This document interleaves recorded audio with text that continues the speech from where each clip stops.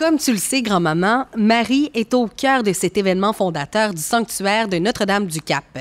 Et là, je vais essayer de te conter la légende du pont des Chapelets comme le faisait grand-papa. Mais peux-tu juste pas compter ça en 75 minutes comme grand-papa le faisait, mettons? C'est quand même bien juste le temps d'une cassette qu'on a. Il était une fois, à l'époque où à chaque hiver, les commodités du transport sur le fleuve se faisaient à l'aide d'un pont de glace qui se formait entre les deux rives.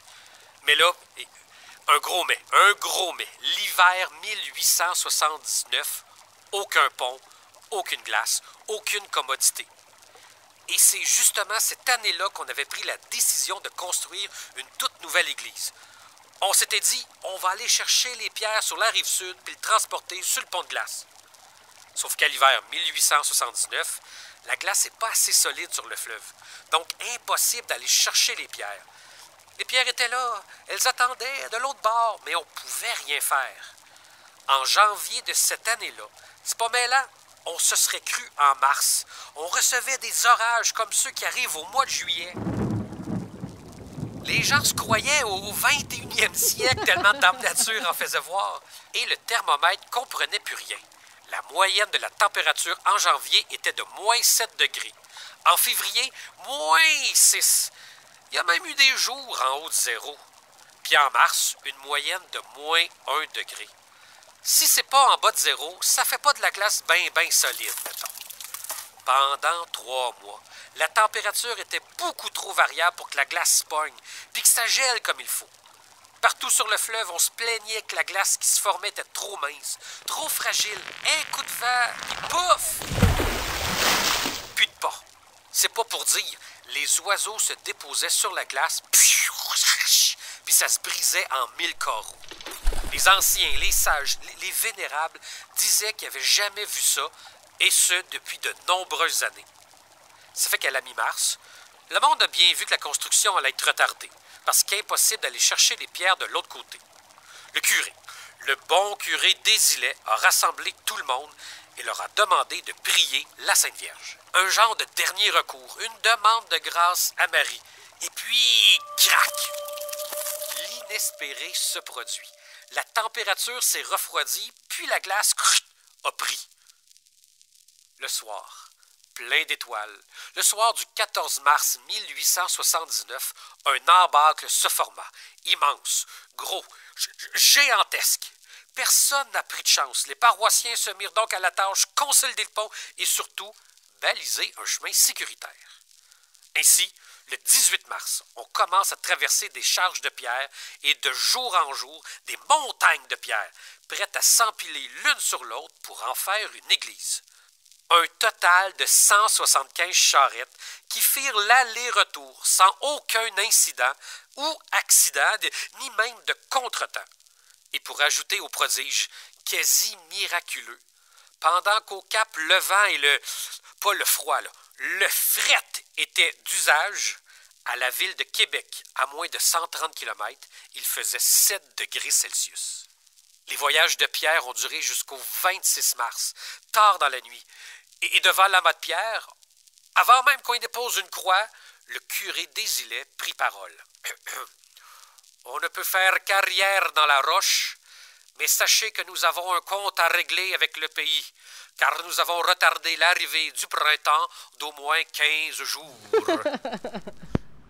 C'est vraiment un événement fondateur. Sans ça, les lieux auraient été tout autres. Mais c'est pas le seul. En effet, grand-papa contait aussi l'histoire du prodige des yeux. Hein? Il me l'a jamais conté, celle-là? Attache tes oreilles avec un chapelet. M'en va te conter ça comme grand-maman. Mais avant, tournons-nous vers le devant du sanctuaire. Peux-tu juste pas nous conter ça en 75 minutes, là, comme grand-maman peut faire? C'est quand même bien juste une... Il était une fois. On est le 22 juin 1888. Il fait beau, il y a un bon vent et c'est l'inauguration de la chapelle du Saint-Rosaire, le petit sanctuaire actuel. Les importants travaux de restauration avaient débuté 2 mois plus tôt sous la supervision du curé Désilet. L'heure était donc aux réparations intérieures. Évidemment, avec minutie et prudence, on a enlevé la statue du Saint-Rosaire de la chapelle latérale pour y placer une statue de Saint-Joseph. Celle du Saint-Rosaire a été placée sur le grand autel, autel qui devenait la crédence de la confrérie du Très Saint-Rosaire. Évidemment, tout était fait selon les règles. Rome avait donné son tigidoupac-sac, son accord. Parce que, préalablement, on leur avait dit que c'était pour la plus grande commodité des fidèles et pour augmenter leur dévotion au Saint-Rosaire. Faut savoir qu'il y avait déjà bien du monde qui venait voir les travaux. Des weareux puis des weareuses qui voulaient voir comment ça avançait. D'autres curieux étaient attirés par l'histoire du pont de glace. Ne pouvant regarder le pont sur le fleuve, ils se contentèrent de la chapelle. Après l'ouverture de la nouvelle église en 1880, la troisième, celle avec les pierres de la rive sud, passée par le pont de glace.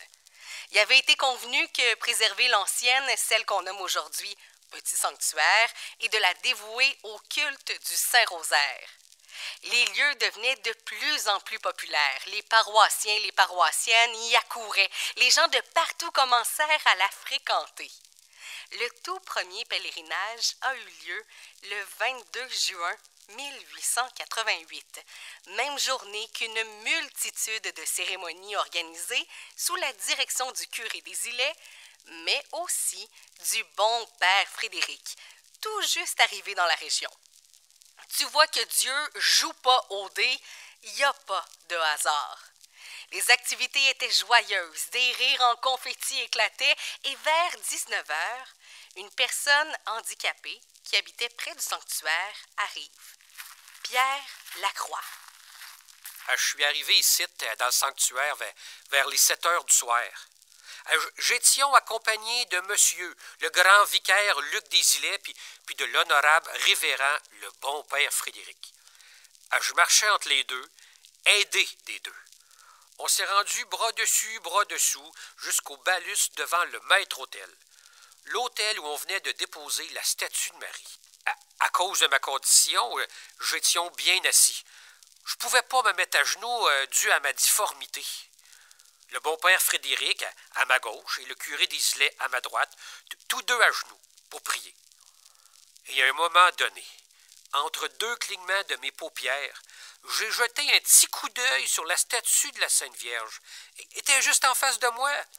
Puis entre deux prières, je t'ai aperçu très distinctement, comme on peut voir une lune blanche dans un ciel noir. J'ai vu les yeux de la statue qui étaient ouverts, et pas à moitié, là. Ouverts d'une façon très naturelle, comme si elle regardait au-dessus de nous trois. J'aurais dit qu'elle regardait vers les Trois-Rivières. Je l'ai examinée sans rien dire, jusqu'à ce que le grand vicaire Désilet se leva pour se rendre à côté du père Frédéric. Et je l'ai entendu dire, mais voyez-vous ça, mon père Frédéric? Oh oui, curé Désilet, la statue ouvre les yeux. Effectivement, mais est-ce bien vrai? Moi aussi j'ai parlé. Je leur ai dit que je voyais ses yeux ouverts depuis mon 4e « Je vous salue, Marie ». J'ai rajouté que je faisais cette déclaration de façon solennelle, la croyant consciemment vraie, et cette déclaration a la même force et le même effet que si elle est faite sous serment. Le père Frédéric a conclu en disant « La statue de la Vierge, qui préalablement avait les yeux fermés, a eu les yeux grandement ouverts. Le regard de la Vierge Marie était fixe, elle regardait devant elle, droite à sa hauteur. L'illusion était difficile, car son visage se trouvait en pleine lumière, le soleil luisait à travers une fenêtre et éclairait parfaitement tout le petit sanctuaire. J'ai remarqué que ses yeux étaient noirs, bien formés, en pleine harmonie avec l'ensemble du visage. Le regard de la Vierge Marie était celui d'une personne vivante, avec une expression de sévérité, mais mêlée de tristesse. Ce merveilleux prodige a duré approximativement entre 5 et 10 minutes. Ah, puis le curé des Îlets, pendant que le père Frédéric parlait, disait à son lui-même: ce regard vers les Trois-Rivières, mais, qu'est-ce que cela veut bien dire? Qu'est-ce que cela veut bien dire? Qu'est-ce que cela veut bien dire? M'en suis retourné chez nous, avec l'intention de prier Marie à tous les soirs, à 19h05.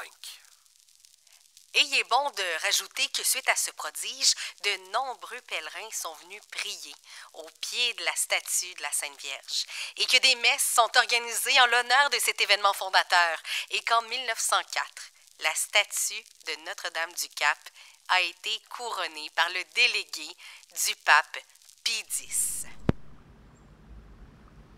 Ah, oui, là, je m'en souviens que grand-maman me contait ça juste avant de dormir. Avant le dodo? Bien, oui. Grand-maman me disait: fais pas comme la statue de la Sainte Vierge. Ferme tes yeux, puis dors. Bon, le grand-maman, on va juste traverser le pont du côté du fleuve. Et après, on va te raconter des histoires de protection, de vœux et de guérison.